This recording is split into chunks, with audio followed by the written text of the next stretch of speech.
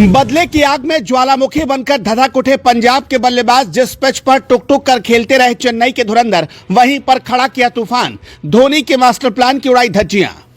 चेन्नई के मैदान में ही चेन्नई को बुरी तरह हराया, पलट दिया चेपॉक का इतिहास। बदले की आग में जल रहे बटलर ने मचाई तबाही, कांप गया चेन्नई का हर एक गेंदबाज। चेन्नई के 3 खिलाड़ियों ने जानबूझकर हराया मैच। अब अगले मुकाबले में सरेआम सजा देंगे धोनी। गायकवाड़ ने खेली सबसे बड़ी पारी, लेकिन फिर क्यों उनसे बुरी तरह नाराज हो गए धोनी। चेन्नई का चेपॉक स्टेडियम 50,000 दर्शकों से भरा हुआ था। मैदान पर धोनी धोनी के नारे लग रहे थे, लेकिन धोनी के शेरों ने अपने ही होम ग्राउंड पर इस कदर नाक कटाई कि धोनी का भी सिर झुक गया और झुकी हुई गर्दन के साथ धोनी बाहर निकले। धोनी लगातार गायकवाड़ को समझाने की कोशिश कर रहे थे, लेकिन उनकी बात गायकवाड़ को समझ में नहीं आ रही थी। इस मुकाबले में गायकवाड़ की पोल खुली और अच्छी कप्तानी वो नहीं कर पाए। बता दें कि जिस तरह की बल्लेबाजी की जरूरत चेन्नई सुपर किंग्स को थी, उस तरह की बल्लेबाजी चेन्नई की तरफ से नहीं की गई। ऐसा लग रहा था मानो चेन्नई के बल्लेबाज पंजाब के गेंदबाजों से थर थर कांप रहे हों। चेन्नई का जो भी बल्लेबाज आ रहा था T20 नहीं बल्कि टेस्ट मैच खेलने के लिए उतर रहा था। चेन्नई के एक भी बल्लेबाज इस कदर बल्लेबाजी नहीं कर पाए जिसकी तारीफ की जाए। हर एक बल्लेबाज मैदान पर टेस्ट मैच खेलता रहा और उसकी कीमत चेन्नई को इस मुकाबले में हार के तौर पर चुकानी पड़ी। धोनी को उम्मीद थी कि शायद इस मुकाबले में तूफान खड़ा किया जाए, लेकिन पहले जहां बल्लेबाजों ने नाक कटवाई, वहीं बाद में जब बारी गेंदबाजों की आई तो गेंदबाजों ने भी निराश किया।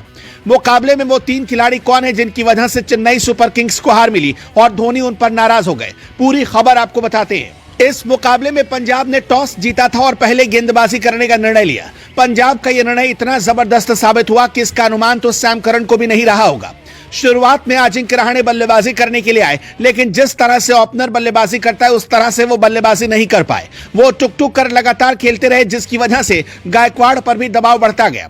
टुक टुक खेलने की वजह से ही लगातार चेन्नई का स्कोर पीछे रहा और आखिर में वो 24 गेंदों में 29 रन बनाकर पवेलियन में आराम करने चले गए। यहां से मैच फंसता हुआ नजर आ रहा था, क्योंकि ऋतुराज गायकवाड़ के सामने आए शिवम दुबे 0 पर आउट हो गए और उसके ठीक बाद रविंद्र जडेजा भी 2 रन पर आउट होकर पवेलियन की राह देखते बने, जिसकी वजह से ऋतुराज गायकवाड़ पर दबाव आया और गायकवाड़ भी टूटकर बिखर गए। उनके बल्ले से भी 62 रन निकले, लेकिन इसके लिए उन्होंने 48 गेंदें खेल डाली। शुरुआत में खराब बल्लेबाजी की वजह से चेन्नई सुपर किंग्स पूरे मैच में वापसी नहीं कर पाई और पंजाब जैसी टीम के सामने सिर्फ 162 रन स्कोर बोर्ड पर टांग पाई। लेकिन पंजाब के बल्लेबाज जब मैदान पर उतरे तो किस तरह का तूफान खड़ा किया जाना चाहिए उनको बहुत अच्छे तरीके से पता था। जिस पिच पर संघर्ष करते हुए चेन्नई के बल्लेबाज रन नहीं बना पा रहे थे, वहीं पर जॉनी बेयरस्टो ने 30 गेंदों पर 46 रन की पारी खेली, जबकि रिली रोजो ने तूफानी अंदाज में खेलते हुए 23 गेंदों में 43 रन बनाए और उनके बाद शशांक सिंह ने मोर्चा संभाला और सूझबूझ के साथ साझेदारी की और टीम को जीत दिलाई।